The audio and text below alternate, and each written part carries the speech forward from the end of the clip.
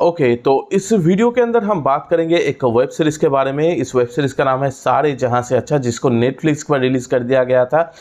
बहुत दिनों पहले रिलीज किया गया था, but I really didn't get time to watch it. लेकिन फाइनली मैंने इसे देखा है, तो बात करेंगे कैसा लगा ये वेब सीरीज।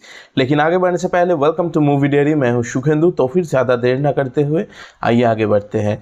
देखिए, इस वेब सीरीज के अंदर हम लीड रोल पर देख पाएंगे सनी हिंदुजा, प्रतीक गांधी, सुहेल नायर, रजत कपूर, नीनाद कामत, कृतिका कमरा, तिलोत्तमा सोम जैसे कलाकार को। तो कलाकार जो है एक से बढ़कर एक आपको यहाँ पर देखने को मिलेगा।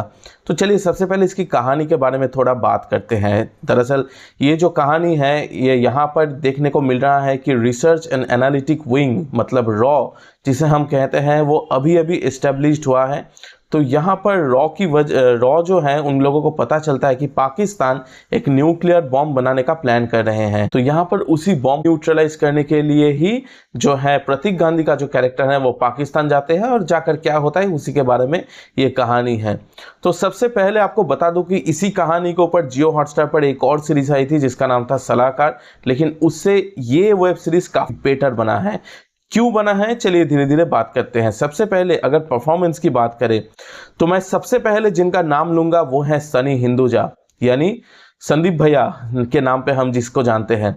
सनी हिंदुजा ने यहाँ पर कमाल का काम किया है, कमाल का काम। The best performance of this web series is given by Sunny Hinduja. उन्होंने कमाल का काम किया है। उनका जो कैरेक्टर था वो एक ISI हेड के कैरेक्टर था, मतलब एक तरीके से वो एंटागनिस्ट है।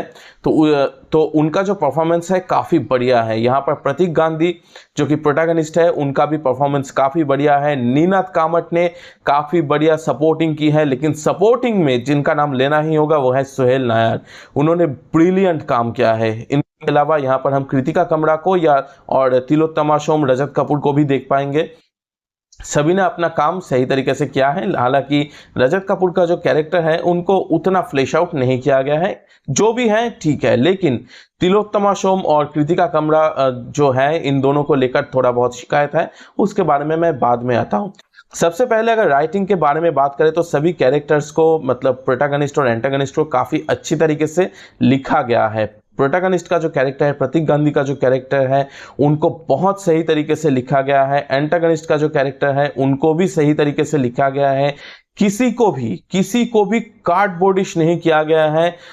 सभी कैरेक्टर्स को यहाँ पर वल्नरेबल ही बनाया गया है। इंसान ही है, उनके अंदर इमोशंस होता है, उनके अंदर स्ट्रांगनेस भी होता है। उन सभी चीज़ों को बहुत अच्छी तरीके से फ्लैश आउट किया गया है।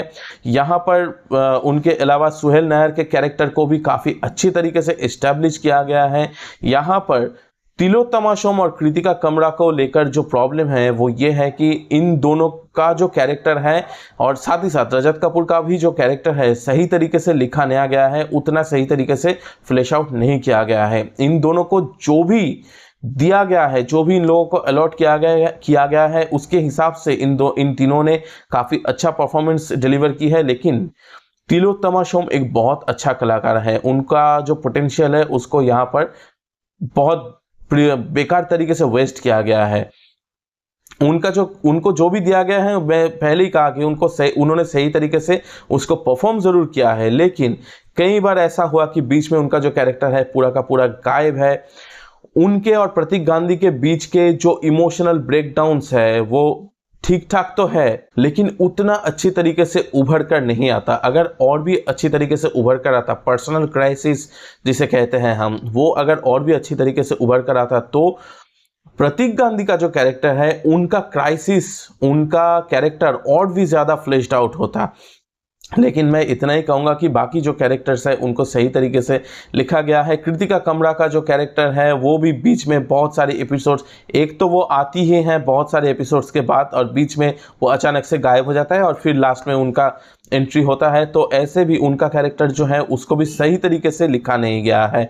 यहाँ पर राइटिंग जो है बहुत फास्ट है, बहुत सीन टू सीन मूव करता रहता है, बहुत इंगेज करके रखता है, आपको थ्रिल देता है। जो टेंशन वाला माहौल है उसको भी सही तरीके से क्रिएट किया गया है। लेकिन वेब सीरीज होता है एक राइटर्स मीडियम। यहाँ पर राइटिंग अगर धीमी आंच से पका हुआ खाने की जैसा होता तो ये वेब सीरीज एक ब्रिलियंट वेब सीरीज बनकर सामने आता। लेकिन ये ब्रिलियंट तो है नहीं, लेकिन जो भी है वो भी काफ़ी बढ़िया है, काफ़ी एंगेजिंग है। लेकिन हाँ, उस जो भी चीज़ें, जो इन्वेस्टिगेशन, जो स्पाइंग जिसे कहते हैं, वो अगर और थोड़ा धीमा दिखाया जाता, और अगर जैसा कि मैं कह रहा था कि धीमी आंच से पकाया हुआ खाना थोड़ा स्लो दिखाया जाता और बारीकी के साथ दिखाया जाता तो मज़ा आ जाता। यहाँ पर आपको एक चीज़ बता दूं कि प्रोटैगनिस्ट और एंटागनिस्ट को बहुत अच्छी तरीके से लिखा तो गया है, साथ ही साथ अक्सर हम ऐसा देखते हैं कि इंडिया पाकिस्तान वाला एंगल जब भी आता है तो पाकिस्तान वाले इंटेलिजेंस को बहुत वीक दिखाया जाता है, इंडिया के लिए सब कुछ केक वॉक जैसा रहता है। लेकिन यहाँ पर नहीं है, ऐसा बिल्कुल भी नहीं है। यहाँ पर प्रोटैगनिस्ट जितना स्ट्रांग है, एंटागनिस्ट उतना ही स्ट्रांग है। इसीलिए मैंने कहा कि सनी हिंदुजा ने यहाँ पर काफ़ी बढ़िया परफॉर्मेंस डिलीवर की है, इवन बेटर देन प्रतीक गांधी, क्योंकि उनके कैरेक्टर को भी बहुत स्ट्रांग रखा गया है। वो आईएसआई एजेंट, आईएसआई हेड है, तो उनका जो खौफ है, उसको जिस तरीके से उन्होंने परफॉर्म किया है, उनके एक्सप्रेशन से जिस तरीके से वो बाहर आता है, इट वाज रियली ब्रिलियंट। साथ ही साथ आपको बता दूं, जैसा कि मैंने कहा था कि वल्नरेबल भी बनाया गया है, तो यहाँ पर इमोशनल एस्टेब्लिशमेंट भी काफ़ी बढ़िया है। सुहेल नायर को जिस तरीके से इमोशनल एस्टेब्लिशमेंट उनको दिया गया है और उनके ज़रिए जो इमोशनल कनेक्शन करने की कोशिश की गई है, काफ़ी सक्सेसफुली किया गया है।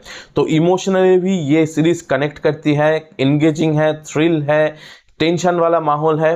अगर थोड़ा सा धीमी आंच से पकाया जाता और कुछ कैरेक्टर्स को सही तरीके से लिखा जाता तो एक बहुत ब्रिलियंट वेब सीरीज बनकर आता।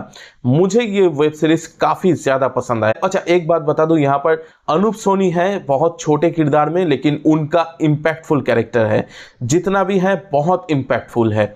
आप बताइए कमेंट करके आपको कैसा लगा। वीडियो पसंद है तो एक लाइक जरूर कर दीजिए, चैनल को सब्सक्राइब करना मत भूलिए, दोस्तों के साथ शेयर भी जरूर कर दीजिए। मिलते हैं आपसे अगले वीडियो में, तब तक के लिए थैंक यू। जय सिनेमा।